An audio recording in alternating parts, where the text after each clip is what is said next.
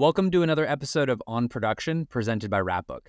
Today, we dive deep into the world of independent cinema with a trailblazer in representation and inclusion, Shant Joshi. As the president of Fae Pictures, Shant's work is unwavering in its mission to decolonize Hollywood, prioritizing content for, by, and about queer, trans, and BIPOC individuals. His award-winning projects have captivated audiences from Sundance to Berlin, Cannes to Toronto.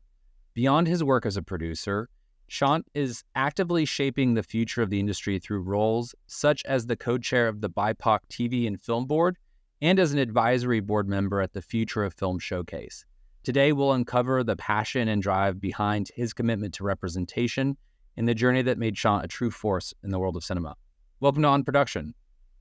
Thanks for having me. Can you walk us through your journey and what inspired you to start Fae Pictures? Yeah, so I started a company with some colleagues when I went to film school before I started Fae Pictures, and that was a great opportunity to understand what I did and didn't want to do. That company was founded by myself and 5 other folks from film school, and we all had differing goals and intentions and all that kind of stuff. So the content, which was quite compelling, didn't necessarily feel like it necessarily completely reflected what I wanted to do, once I finished film school. So just as I was finishing film school, I decided I was going to move to LA, and some of my mentors, told me, okay, you're going to go to LA, and I went to film school in Toronto. You're going to go to LA, and there's going to be a million different opportunities for you. You're going to be pulled in 6 different directions. Because I don't know, they saw something in me that they were like, if you just go in, aimless without any sort of like direction, you'll be pulled in 6 different directions and it'll be difficult for you to find your way. So the recommendation was, when you go to LA, plant a flag in the sand and say, this is who I am, this is what I'm about, and this is what my North Star is. And that was in 2017.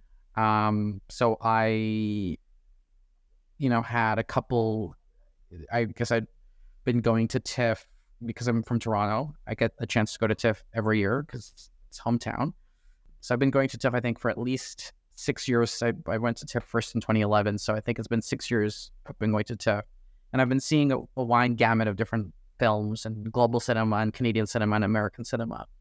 And what I felt was missing from a lot of Canadian, American, and European cinema was a lot of people who came from immigrant backgrounds or were queer or trans, or people who, came from the Black community or the Indigenous community. So I realized that was something that I wanted to reflect in my own work. It was something that meant something for me. I mean, especially in 2017, it was Trump's first year in his presidency. So a lot of people were asking me the question, why move to America, amidst all this? And so I felt like, what Trump reflected was this division between a lot of different people, this frustration, and a lot of it had to do with economics, but a lot of it also had to do with social issues and a lack of empathy, I think, for, what some people call the other, right? So obviously Mexicans, Muslims, immigrants, you name it. There was a lot of animosity that was being built up around that. So it felt more of a prerogative for me to say, okay, I'm going to move to LA. I'm going to start a company. I'm going to be a producer. What kind of stuff am I going to produce? If a great script comes my way, am I just going to say yes to it? Or am I going to have a certain criteria by which I'm going to make decisions for that? So that sort of precipitated in this idea of, I need to engage audiences with stories rooted in the perspectives of the other so that audiences can understand what that kind of life is like. And ultimately, the way we produce stuff at Fae Pictures is we are looking at aspirational stories that show these quote unquote others as sources of power, as people, who can overcome adversity, are not defined by their adversity, but are defined by the potential that they bring into the world and their ability to ideally bring people together. So a lot of the projects we've been doing have been that. That's really powerful. That's really awesome.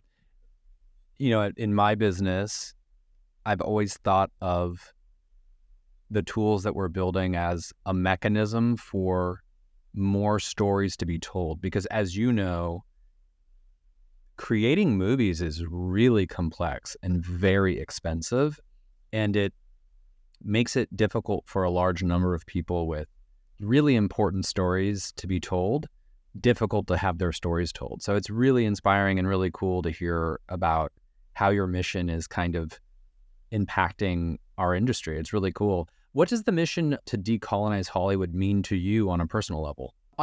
So I grew up with a diet of Hollywood and Bollywood. So, when I was a kid, I would watch a lot of like Disney stuff and etc. Miramax and Searchlight and Sony Picture Classics and big studio movies, big Disney movies, big, all that kind of stuff, as well as Bollywood cinema, which is its own sort of form of mainstream cinema.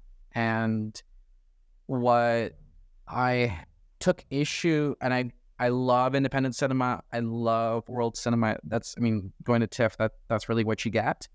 But I took issue with filmmakers and even professors when I went to film school, who would be adamant that they're making films just for themselves. That's it's like I have my vision for my movie and I'm gonna make it, and it doesn't matter if nobody watches it or everybody watches it. And my response to that is, as a producer, or not just as a producer, but as a fan of storytelling through cinema, through film and television, if nobody's watching it, what's the point? It felt pointless to me.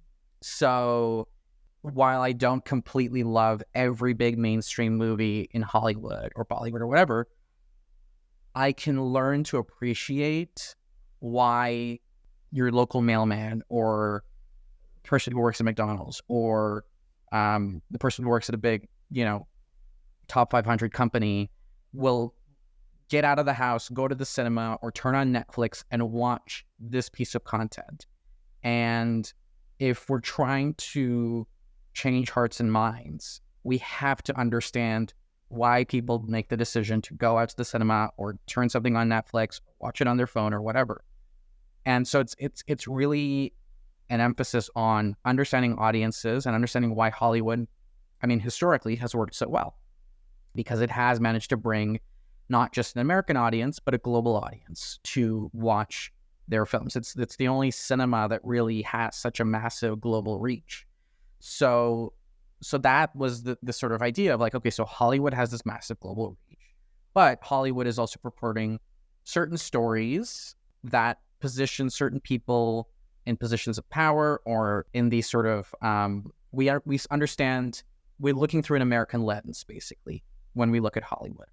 And so to decolonize it is to say, well, we can take this massive global cinema and we can basically decolonize. Let's look at, when we take away the colonial lens, we take away the American colonial lens of the world and look at it from a perspective of the people who are being affected by all these things, right? So when, for example, Jason Bourne or James Bond go to a country in Africa and blow shit up, right?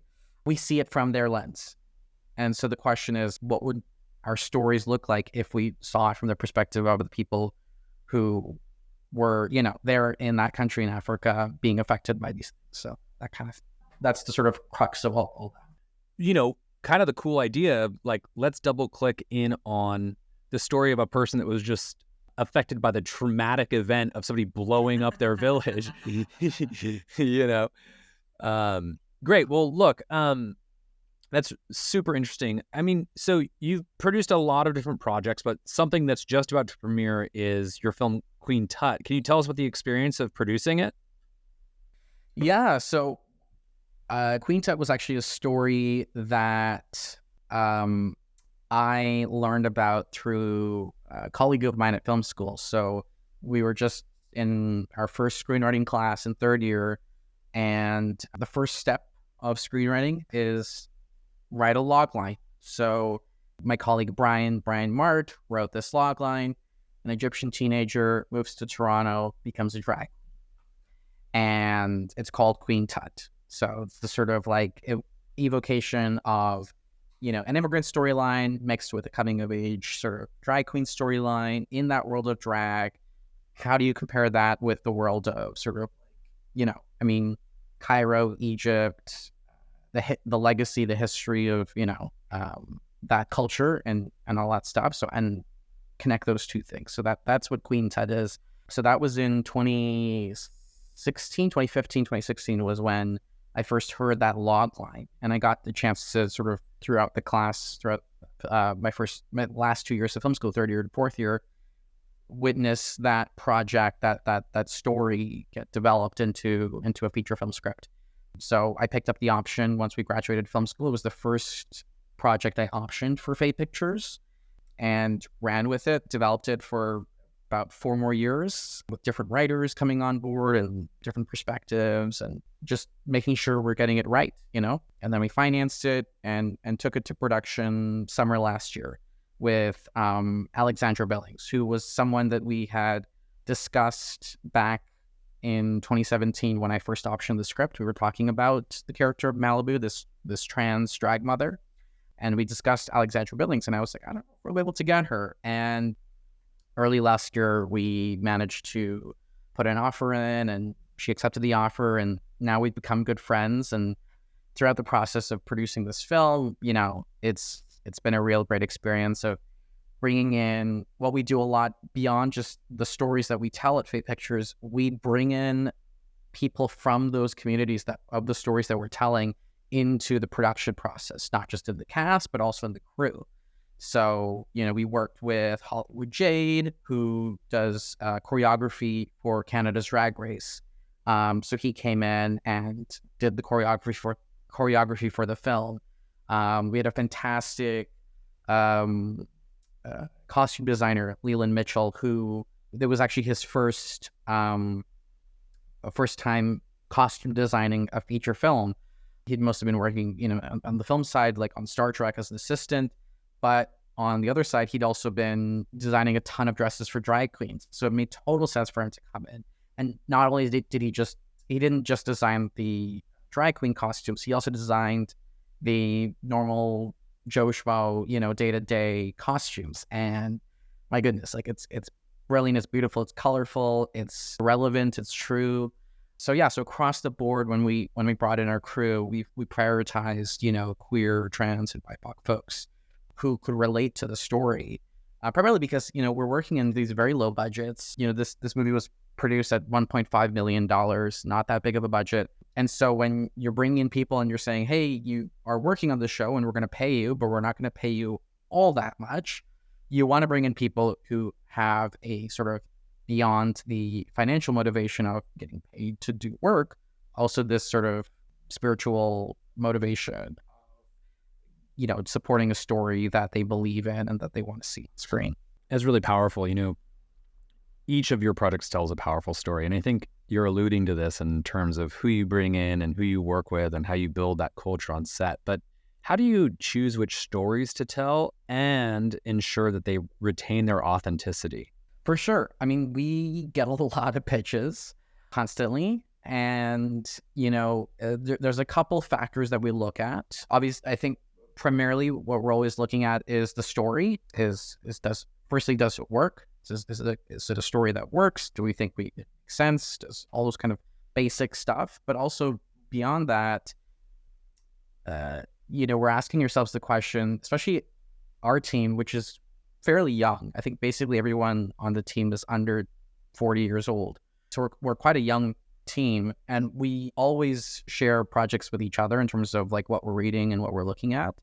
But the biggest question we ask ourselves is, would we watch it? Would we want to watch it? If we saw this, on a marquee, if we saw this on a listing or, a trailer on Instagram or something like that, would we say, yes, I'm going to pay $15, $20 to watch it, or, going to go see it at a festival or something like that?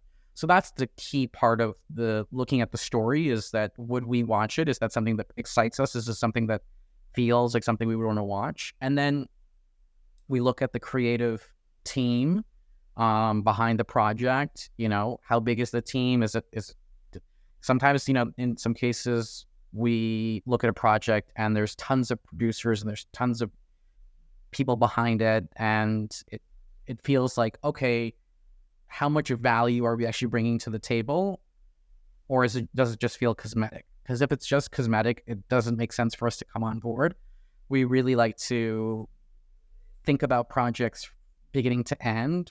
We aspire to become, our own studio, however way you define that, but we want to be there from, doesn't necessarily be the inception of the project, but throughout the development of the project through to its release. We want to have that hands-on approach because we want to see the audience respond to it. We don't just want to produce it and then it's done.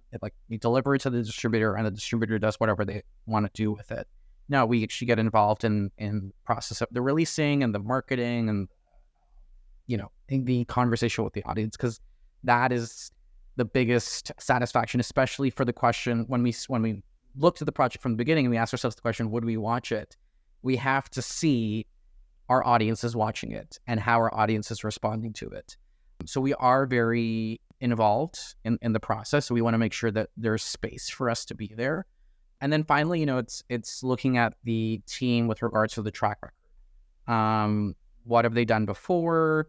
Watching their films. It's not just like, we've gone down that path before where we've just been like, oh, it looks great on paper. Great resumes, all that kind of stuff, or great bios, and let's just do it. No, we want to watch the films. We want to watch the films that they've done before. Do we engage with that? Do we understand? Are we aligned on the vision, for their vision and our vision for the project? Because, we are creative producers on it. So, it's not just, it is a job. It is, I go to work every day, but, I like to go to work smiling and getting excited about the projects I'm doing. So those are all factors. That's awesome. Well, obviously Queen Tut will be coming out. Audiences will be seeing it and engaging with it, which is going to be fantastic. Other than Queen Tut, which is just, about to be given to the world, is there a particular film or series that you've produced that holds a special place in your heart? I mean, we just premiered In Flames at TIFF, which premiered at Cannes earlier this year. That's a really special project. I met the filmmaker at the Canadian Embassy in Berlin in 2020, right before the pandemic hit, actually. And Zerar, the filmmaker, and I have a little bit of a similar story with regards to how we both left Canada. So I left Canada, I went to LA. He left Canada, he moved to Pakistan. We both went to school. We both went to university in Canada, and he was someone I'd never met before. And I know my way around the Canadian industry decently well, and so he was a Canadian who I did not know, and I was very surprised. And we were two brown guys, in the Canadian embassy, and the sea of a lot of Europeans and Canadians, there. And so we got a chance to know each other just personally, but also understand each other from our story in terms of how we left Canada and we're thinking about, returning. Because I left in 2017, and the biggest reason I left was beyond the opportunity that was present in LA was the limits that I saw in the Canadian funding system, where I just didn't see myself fitting in. And similarly, Zerar felt the same way. And so whereas I moved to LA, he moved to Pakistan, and in LA, I did my work with Fae Pictures there, and in Pakistan, he built his own company, City Lights Productions, in Pakistan, and he produced short films that ended up going to Locarno in competition, Front, BFI, TIFF, and I'm looking at this guy in Berlin, and I'm like, I don't think anyone in Canada knows who you are. Like, just being serious and honest with him. And he's like, I don't think so either. But I knew that his accolades, his success, his vision, his work definitely deserved support from the Canadian industry and audiences. So after the pandemic hit, we were both, he was in Pakistan, I was staying with my parents in Toronto, and we chatted, and I recommended that he apply for funding with Telefilm Canada, with the Canada Council for the Arts. I helped facilitate that. We got the financing, and he made In Flames through that. The film is completely in Urdu. The film is completely shot in Pakistan with primarily a Pakistani cast and crew. We have a Canadian actor, Omar Javed, who plays a role in the film, but he's also Pakistani Canadian, and really exciting Canadian crew on the composing side and the editing side, of post-production side. But ultimately, it is a Canadian production. Telefilm proudly, financed it and presented it at Cannes. But it's also, it's a Pakistani production. And for me, as someone who's Indian, especially amidst what's going on right now between India and Pakistan, which is insane, it was another way of looking at decolonizing Hollywood, almost in a sense decolonizing Bollywood, because, India is its own colonial power at this point right now. So to be able to give opportunity and voice to a Pakistani filmmaker, help him, make his movie and tell his story, it's just really special. And I think it's a fantastic film. It's about a young Pakistani woman who's studying to become a doctor, who's haunted by these ghosts of patriarchy in Karachi. It's quite a compelling, and, it was a compelling script when I read it. And it's every time, I'm at TIFF and people are coming to me being like, I loved In Flames. It was such a fantastic film. It felt really special. So that's definitely got a great place in my heart. That is so wonderful. And I think it speaks to a success along the lines of fulfilling Fae Pictures' mission. I'm curious, can you share some other successes or challenges Fae Pictures has faced in creating inclusive stories and content? Yeah, for sure. I mean, what I would say is that the reason why I left Toronto in 2017 was because the Canadian system, I don't think, was built for us. And when the pandemic hit in 2020, I moved back in with my parents, as many people did during the pandemic. So I was back in Toronto, in that world, and I was hearing from different colleagues and friends in the Canadian industry about, how they were faring through the pandemic. And then about March, April, May, about 3 months into the pandemic, we had the death of George Floyd, which, created really a global reckoning across the world.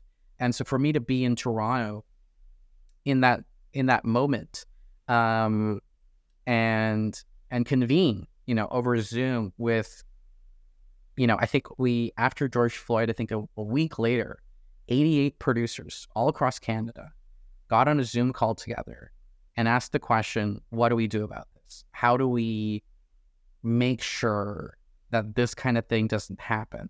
That, our police or our citizens, our society doesn't alienate someone like George Floyd to the point that he, died. So a lot of questions around systemic racism and all that kind of stuff. And what precipitated from that call was a lot of action, a lot of activism. I mean, we had a lot of spare time on our hands, and I think it almost was necessary that, you have all the spare time in your hands. You're frustrated about how the system works, and now you've got all this time and you're going to try and fix it. So that's what we did, along with a number of other producers and filmmakers. We pushed the system to the point that things started to change. So reforms were happening at Telefilm Canada, at the Canadian Media Producers Association, at the Canada Media Fund. These massive, funds that carried, up to $500 million a year in financing. We're now shifting, their language, and shifting not just their language, but also their programming. Telefilm and Canada Media Fund introduced funding programs that were dedicated towards Black, Indigenous, and people of color.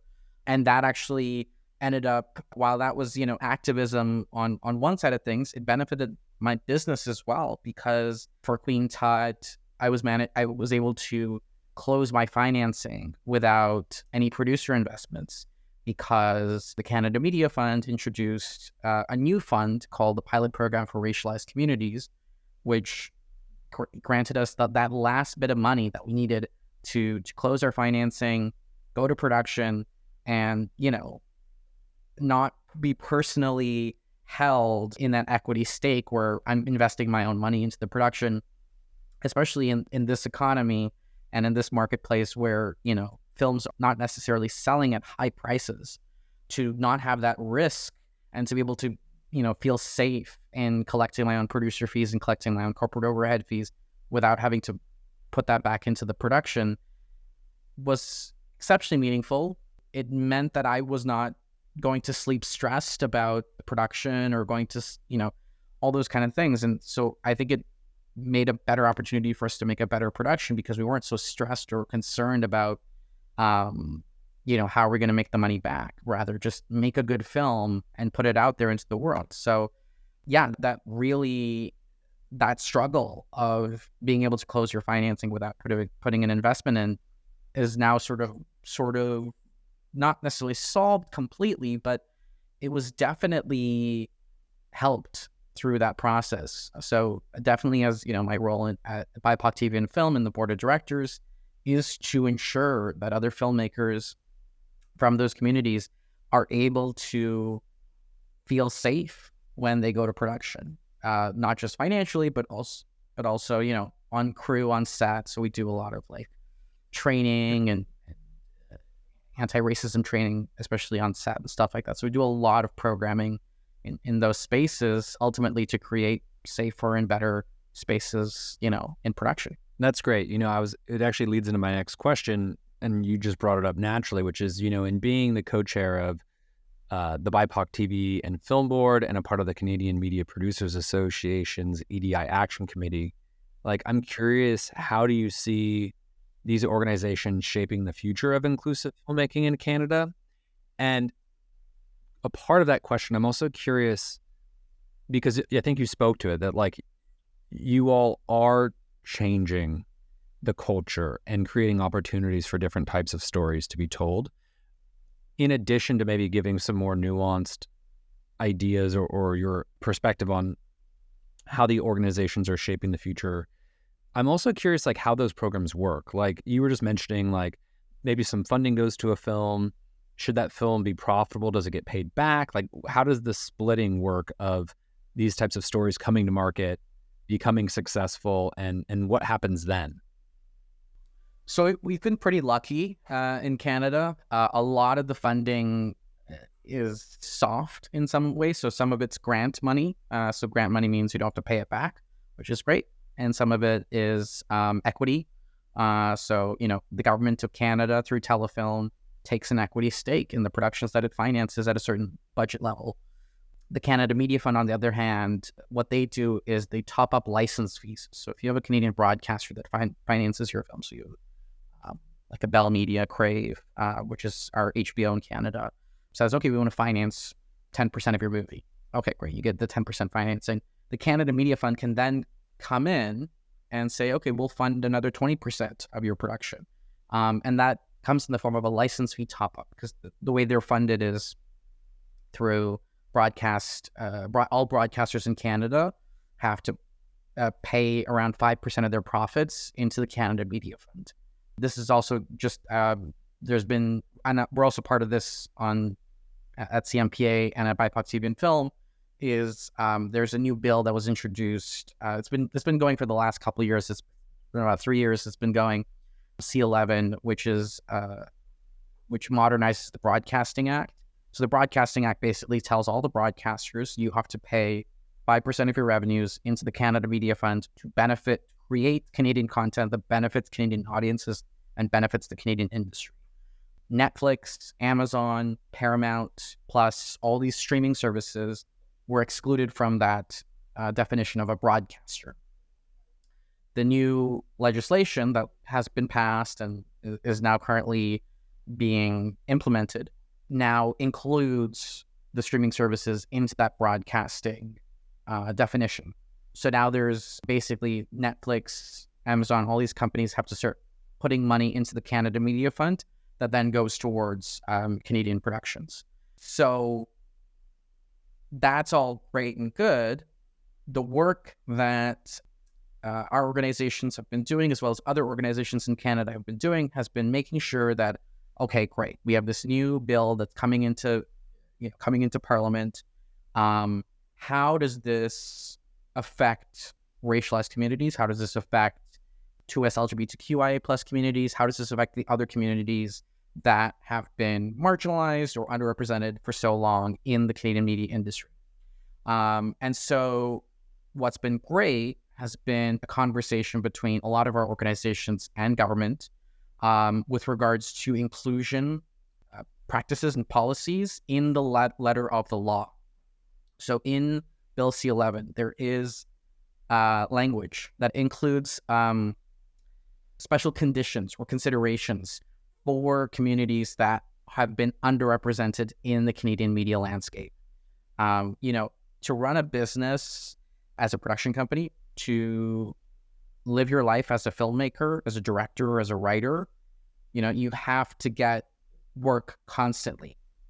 And the reason why BIPOC TV and Film was formed about 10 years ago was because a lot of these writers' rooms and a lot of these directing spots, a lot of these production companies, a lot of these broadcast executives were primarily cis straight white men.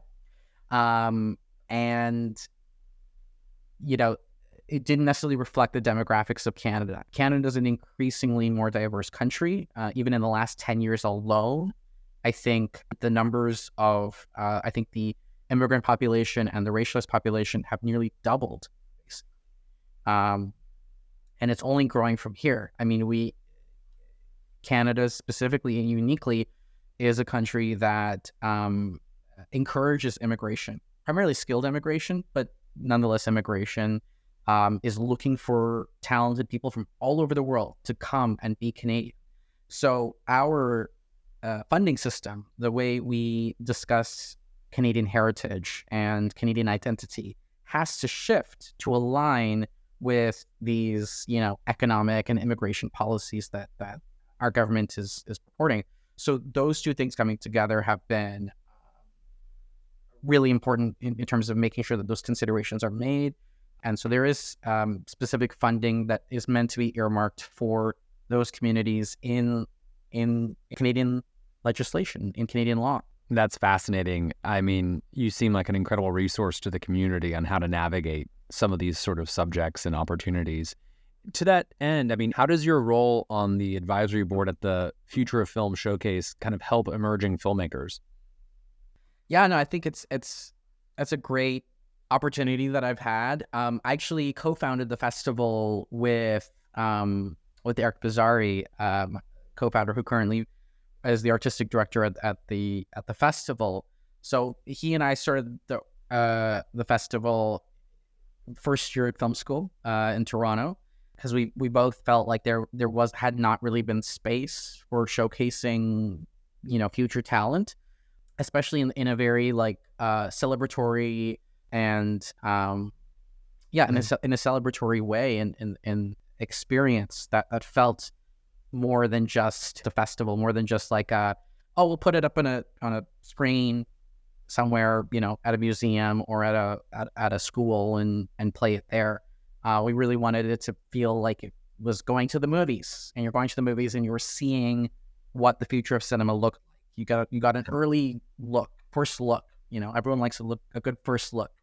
So that was the idea behind Future Film Showcase when we co-founded it. I since left the organization when I moved to LA, and now I sit on the advisory board. And it's a couple of things. It's making sure that the organization can sustain itself. A lot of these nonprofit organizations, it's not easy to get operational funding for them. So, I think Future Film Showcase has about, I want to say, at least 10 to 15 staff year round. And that's a big cost for the festival. So in terms of building opportunities for emerging filmmakers, the first things first is we got to make sure our staff get paid, and then the organization can run itself so that we can continue to provide that programming. So it's similar to BIPOC TV and Film. They're both nonprofit organizations that, require funding to be able to proceed with their stated mission. For Future Film Showcase, that's for emerging filmmakers. For BIPOC TV Film, that's for BIPOC filmmakers. So I do a lot of work with helping them fundraise, as well as figure out the programming and help to make sure that we continue to align with the original stated mission of the organization, support that next generation of filmmakers, and make sure that we're doing that not just through the screenings, but through industry programming, mentorship, meetings with executives, bringing in executives, doing keynotes, doing industry panels, all that kind of stuff gives it a full, 360 experience, basically. So the idea is that the festival is that 360 experience where you get to, if you get selected with your film, or even if you don't get selected with your film, you just show up to the festival.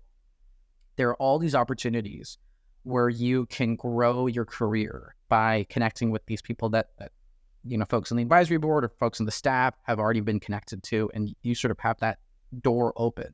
So I've generally been someone who likes to open a lot of doors. And, even like, for example, like with In Flames, it's just like, the way I see it is I just opened the door and I just said, walk through it if you want to. And that's what sort of, Zorar did with In Flames and what we've seen. The festival's been going on, a Feature Film Showcase, for about, I think, 10 years now. We hit our 10-year mark. So congrats to both the showcase and as well as all of those filmmakers. It's awesome. So we've had a chance to see the proof in the pudding with regards to some of the first filmmakers that we've supported. One of my favorite filmmakers that we've constantly been featuring and constantly been working with has been Carol Angwin, who I met, I think, when she was 16 years old. So she was still in high school at the time, but she was making some really fantastic films. And so we put up one of her films at our festival and helped her and supported her. And, she's constantly come back to us and sent stuff over and worked with us, not only in showcasing her films, but also in, now at this point, speaking at panels and, mentoring future filmmakers. So there has really been this proof in the pudding with regards to the give and take and the growth of filmmakers through the festival. That's great. A slight pivot, but, you spent some time at Osgoode Hall Law School, and I'm just very curious how, if at all, it intersects with your career in film. Massively. I mean, my legal bills are far smaller than, some other producers. I do a lot of my own paperwork, which may not necessarily be the best. Not everyone advises that that's what you do, but especially when you're running a small independent production company where, you got to make ends meet, you got to run your payroll and everything like that. Some of these contracts, these agreements, I don't want to say they're fairly simple or boilerplate, but through that education at Osgoode Hall Law School, I was able to understand what I'm signing, understand what I'm having other people sign, understand what I'm drafting, how I'm drafting it, how to make sure, I've introduced language in contracts and agreements that no one's ever told me to include that language. And for example, for Indigenous projects, we have a company policy across all our projects, basically, that if we do have any, and this is based on pre-existing literature and guidelines, basically, that there's pathways and protocols guidelines that was issued by the Indigenous Screen Office that basically says that project produced or a project that surrounds Indigenous stories should have a sovereign holding with Indigenous communities.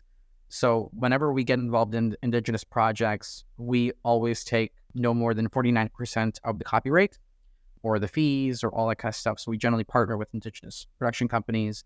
And that principle is baked into our option agreements. So even in my option agreements on certain Indigenous projects, the first, usually your first clause is conditions precedent or, just the original chain of title and all that kind of stuff. But for us, I've introduced, language in my agreements that basically says that at no point throughout this production, sign letter of the law, basically, on this agreement, will the project have less than 51% indigenous ownership, basically. And so that chain of title, when you go back and you go to production, you go back to that first option agreement, it's going to say that. So throughout the course of the production, throughout the course of the development, the distribution, the release of the film, it's baked in there that at no point will anyone who's not indigenous be able to hold and control project in such a way. So going to law school, granted, it was a week long workshop just for entertainment law alone, especially in music and film and TV. But that learning helped me build that in. So then finally, when I do go to my lawyer and I say, hey, listen, this is my option agreement. I'm about to sign this. Does this look good to you? You know, I'm only bothering them for maybe half an hour, maybe an hour. I'm not, paying 8 hours of, legal fees and all that kind of stuff for them to deliberate, negotiate, all that kind of stuff. So all that cost savings that we incur because we didn't have to do that, then go back into costs that are meaningful for us. So, especially because we do a lot of expenditures in queer, trans, and BIPOC communities, if we have more money that's available to us to invest into those communities, it suddenly becomes a win-win for everybody. That's really powerful. And I think it's powerful in terms of the business case of filmmaking, in addition to the power of the stories that your films are making. So I'm really glad I asked you that question. I'm curious, with your vast experience, where do you see the future of filmmaking heading, especially when it comes to representing queer, trans, and BIPOC voices? This has been really interesting. There's definitely been quite a movement, a lot of different funds and programs and opportunities, both in Canada and America, and I think as well in Europe as well. But specifically in the realm of queer cinema, and I think as well in other places, but at least in queer cinema, what I've been seeing actually has been an increased competition. So Queen Tut, which we're exceptionally proud of as a film, has not necessarily got into every queer festival that we submitted to. And that's not often the case. Often queer festivals are lacking in content. And so we'll take, I'm not saying whatever they'll get, but we'll be more open, especially we've had queer films with festivals for, I think, over 6 years now. So I've done the circuit many times. I've long-standing relationships with a lot of queer festival programmers. So, we have a personal relationship and personal repertoire. But even still, to get that rejection letter from a queer festival and say, sorry, there's just been too much good queer content out there that we can't program your film, actually puts a smile on my face. It says, okay, well, I need to work harder and produce a better film next time. But also it says, wow, there's been such more of an open process of producing queer cinema in the world that I don't necessarily need to be there to champion it completely. There's people there all over the world who are doing that. So that's really exciting and enlightening and gives me an opportunity to say, okay, so where are the spaces where we're missing stuff? Where are we missing, where's the underrepresentation? So that's been really exciting to see, in all honesty. So I'm hoping to see that continue. And I'm hoping to see that continue as well in South Asian cinema, in African cinema. So we're quite invested in a lot of global South filmmaking right now. We are not completely dabbling into Latin American or South American cinema just yet. Got our hands full quite a bit with some projects in the African continent, the South Asian subcontinent. So we're focusing on that right now. And I would say the other thing that we're seeing is this renaissance of Pakistani cinema, which is quite unique. So last year there was a film called Joyland, which was directed by Saim Sadiq and produced by a friend of mine, Apoorva Charan, which ended up getting shortlisted for the Oscars, after winning the Unsudden Regard Jury Prize. So, and it had a fantastic life as a film, went from Cannes to TIFF to Sundance. And then, and while we don't necessarily know everyone completely, we're we're good friends with some of our other colleagues in Pakistani cinema. So we have obviously In Flames, which is a Pakistani film, but there's also the film Queen of My Dreams by Fazia Mirza, which premiered at TIFF to raving reviews, is in competition at BFI London, and will, go on to be, I think, I saw it at TIFF. It was fantastic. And so I really am honestly seeing this renaissance of Pakistani cinema where, prior to Joyland, it was really few and far between that films were getting made. And primarily the reason I think is because of the diaspora, the connection between the South Asian diaspora in North America and in Europe, now getting involved more and more in telling Pakistani stories and telling, more unique, dynamic Indian stories. We just saw the biggest grossing Indian film of all time. Basically, we're like the fastest grossing Indian film of all time, this film Jawan, which is obviously big star Shah Rukh Khan, but that is a really cool film. I mean, it's very mainstream. It's in the South, they call it mass, like mass audience, mass film. But that is a film that is a co-production between North and South, which is actually not common at all. So, Shah Rukh Khan is producing it with his wife Gauri Khan. He's starring in it. It's shot in, it's shot in Hindi, but translated to Tamil and Telugu. But it's a South Indian director, South Indian composer, South Indian crew. So that collaboration is really exciting. So I'm looking forward to seeing more of that. I'm really keen to see more co-productions between, Pan-African countries. It'd be cool to see a Nigerian, South African co-production more, and, other kinds of co-productions that, usually when we think about co-productions, I think in the European context, we think, like Luxembourg with Belgium and France and Germany. Like, the great example is Triangle of Sadness, which is like British and Swedish and all this stuff. But I think now we're starting to see a bit more co-productions between countries in the global South, which is really exciting. So I'm keen to see more of that. That's really neat. I think it's really inspiring that it's a global perspective and how story impacts all of us. And that's a really powerful kind of vision for the future of storytelling and cinema. For those that are inspired by your mission and wanting to make a change in the industry, what advice would you offer them? What resources should people be looking into? What communities should people be kind of like dialed into in order to be a part of the conversation and making change? I think there's a combination of, I think what's changed recently has been, our Hollywood trades, Deadline Hollywood and Variety, have started to work a lot more with global correspondents. So, Deadline and Variety have folks who are based in India, based in China, based in Africa, who will talk about those kind of big successes or big stories. So ultimately, I think, for me, the best way to access the first way I accessed that cinema was through TIFF. So going to a film festival and just watching really great films and reading the credits and understanding who's behind this film, what are they like, and then after the Q&A, shaking their hand, meeting them. There was this great filmmaker I met at TIFF in 2021, Ritvik Parikh, who did a film called Dug Dug, which we're actually picking up for distribution in North America. And, I just saw his film at TIFF. I loved it. I shook his hand. We exchanged Instagrams, and, now we're connected and we're chatting and discussing things on WhatsApp and all that kind of stuff. So that in-person engagement is definitely key to it. Going to films, watching films, understanding them, reading the credits.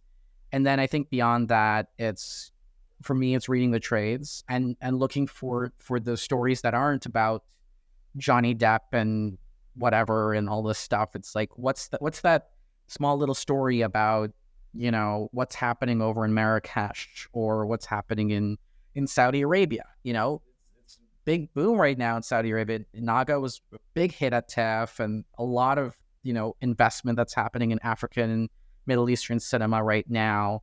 So and a lot of the information I get is two-handed. One is through the trades, and the other way is through in-person interactions. I just meet people and see films at festivals, and I start to learn more about how things work. And even though, maybe I'm not involved in any Saudi cinema whatsoever, but, I'm still hearing about it a lot because it's present and there's a lot of work that's happening there. So it's interesting. Yeah.